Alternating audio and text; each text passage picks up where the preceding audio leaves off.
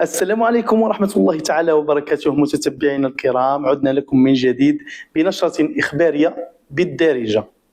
في أهم العناوين نجد: حرب إعلامية طاحنة بالوكالة من طرف الأحزاب السياسية بالإقليم.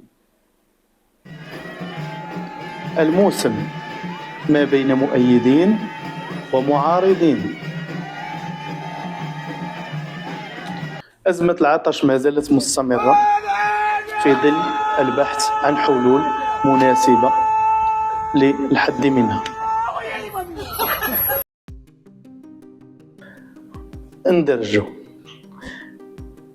بينما مجموعة ديال المدن الكبيرة كالرباط، سلا، الدار البيضاء، طنجة ما كتنوضش فيها هذه الحملة الانتخابية سابقا الأوان حتى كيقرب يعني الدقائق الأخيرة من بدء الحملة الانتخابية هنا في إقليم تاونات. ولي كي كتسالي الليلة الانتخابات لغدا كنبداو على السياسة، وهذا هو الإشكال اللي كتعاني منه إقليم تاونات. كلشي كيقول فولي طياب، كلشي كيقول بأنني أنا اللي صحيح وأنا اللي غنور البلاد، إلا أننا كيف ما قلنا من قبل بأن مساحة ديال إقليم تاونات اللي هي مساحة شاسعة وشاسعة بزاف، مساحة اللي كتساوي دول، ميزانية ضعيفة وضعيفة بزاف مقارنة مع المشاكل اللي كيعانيها الإقليم. كنلقاو بأن الصراعات لا تزال فيما الحلول للأسف غير متوفرة، نظرا كما قلنا الصعوبات اللي كاينه في المسالك الطرقيه، خصوصا وان الاقليم هو كيبدا من مقدمه الريف الى يعني جبال الريف، وعنده واحد المساحه اللي كبيره بزاف يصعب التحكم فيها، نظرا كذلك لضعف البنيه التحتيه اللي فيه. يعني خصو مجهود كبير باش اننا نقدروا نتجاوزوا مجموعه من المشاكل. هذا الشيء كيطرح واحد التساؤل ديال هل الناخب فعلا أو البرلماني أو المستشارين يقدروا أنهم يلقوا حلول لهذا الإقليم، أم أنها مجرد صراعات ونزاعات ستظل قائمة طالما عرفناش بالضبط المشكل فين كاين وما قلبناش على حلول جذرية لهذا الإقليم. حلول أغلبية ديال المتابعين كيركزوا في أنها خصها تكون داخل يعني الإقليم، ويكون واحد الحل بديل اللي هو نفرقوا الإقليم على جوج باش على الأقل نقدروا نسيطروا على المساحة ديالو ونقدروا نتحكموا فيها ونقدروا نجلبوا لها استثمارات حقيقية وبنى تحتية في المستوى ديالو.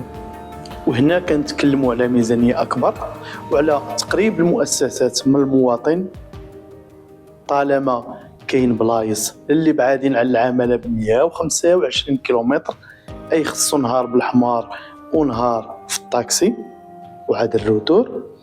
يعني بالنسبة لنا هاد الشساعة ما كيستفدش منها معظم السكان المتواجدين بالإقليم.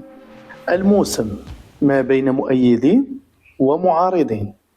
المعارضين ديال الموسم كيعطيو الحجج ديالهم، كيقولوا بأن الموسم بالنسبة لهم هو مجرد واحد البدعة اللي كتكون من السنة للسنة، والغرض الأساسي ديالها المحوري هو الزيارة ديال شي قبر ديال شي والي صالح والتبرك به. ركزوا لي مزيان على الزيارة والتبرك. يعني هنا هما كيقولوا بأن العادة اللي كتخليهم أنهم يمشيو ضد الموسم وهي هذه العادات السيئة، مثل التبرك، مثل الشعوذة، مثل مجموعة من العادات السيئة، مثل مثلا ما يقع في الكواليس أحيانا في بعض المواسم، وهو يعني مشاكل اللي كتوقع وداك الشيء ديال داك الشيء.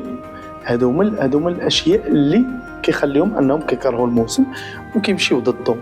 وكاين واحد الطبقة أخرى اللي كتقولك باللي ما عندهاش مشكل مع الموسم، عندها مشكل غير أن الوضعية ديالهم مثلا فيما يخص المسالك الطرقية الضوء، الماء، مجموعة ديال الأشياء اللي هي رئيسية في العيش ديالهم ما كايناش أو متوفراش.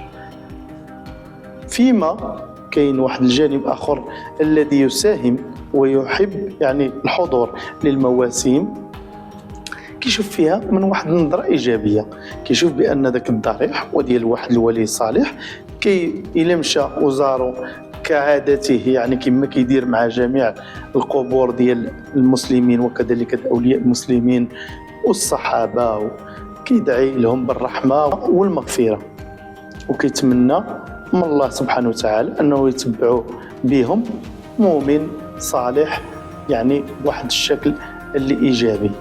إضافة لذلك كيعجبو أنه يحافظ على التراث الأجداد اللي كيبرز في التبوريضة والخيل الفولكلور، وكذلك كيعتبرها مناسبة سواء دينية أو لا ثقافية، فاش أنه يلتقي بمجموعة من الأشخاص اللي ما كيلتقيهمش لمدة طويلة، وكيعتبروا بأنه واحد المجمع أو لا واحد التجمع عائلي سنوي أو مهرجان محلي. إذن كتختلف الآراء ويبقى التوجه كذلك.